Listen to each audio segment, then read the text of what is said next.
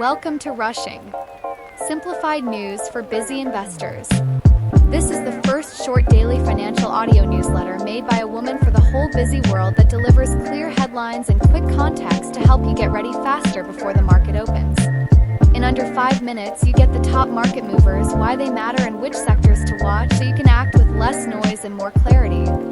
Everything we offer here is purely educational, not advice, but you heard it many times, so you know this already and you are still here. Thank you for this and enjoy. Let's dive in. Good Tuesday pre-market, October 8th. 5 movers. Clean and tradable. First headline, currency volatility tied to politics. What it is/what happened. Japan's leadership change stoked bets on more fiscal support. The yen weakened and long Japanese bonds sold off. In Europe, the forint fell as Hungary's new cabinet increased pressure for rate cuts. Why magnify it? Policy shifts can reprice currencies fast. A softer yen supports Japan exporters but raises hedging costs for global funds. Forint weakness can tighten local financial conditions and ripple into regional debt markets. Possible affected sectors. Japan exporters and autos, global luxury with Japan exposure, EM currency funds, CEMEA banks and sovereign debt. Second headline, record gold and safe haven demand. What it means. Gold set a new all-time high above $3,900 an ounce as investors looked for safety and priced future rate cuts. Why magnify it? New highs invite momentum flows into metals and miners. If real yields ease, the bid in gold and silver can persist even with a firm dollar. Possible affected sectors. Gold and silver miners, royalty and streaming firms, commodity ETFs, jewelry retailers. Third headline, central banks in the spotlight. What it means.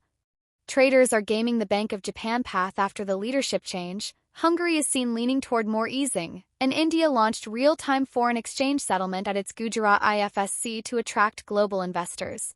Why magnify it? Policy direction drives curves and cross-border flows. Faster settlement in India lowers friction for offshore investors. Divergent paths between Japan and Europe can widen rate and FX spreads. Possible affected sectors. Rates across Japan and Europe, Indian banks and exchanges, global macro and FX funds, multinational exporters sensitive to yen and euro moves.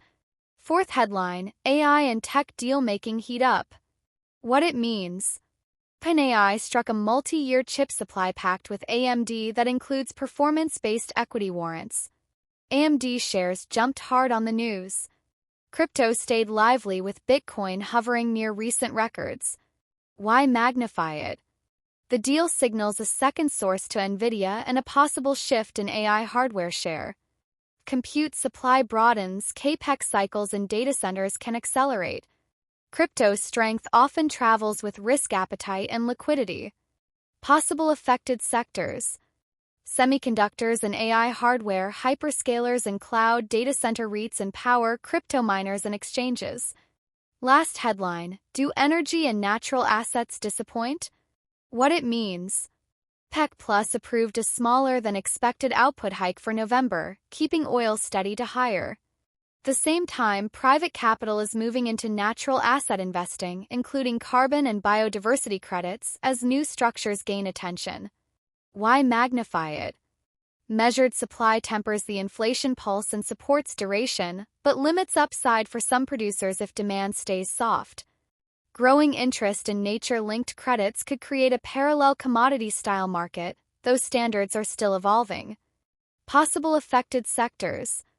Energy producers, refiners and services, airlines and transports, inflation-linked bonds, carbon platforms, conservation and nature tech. That is your 3 to 5 minute brief. For the full rundown in text, check whymagnify.com. Thanks for listening to Rushing. If this helps, the best free way to support is to subscribe, turn on notifications, and share it with other people to help them as well. See you in the next episode.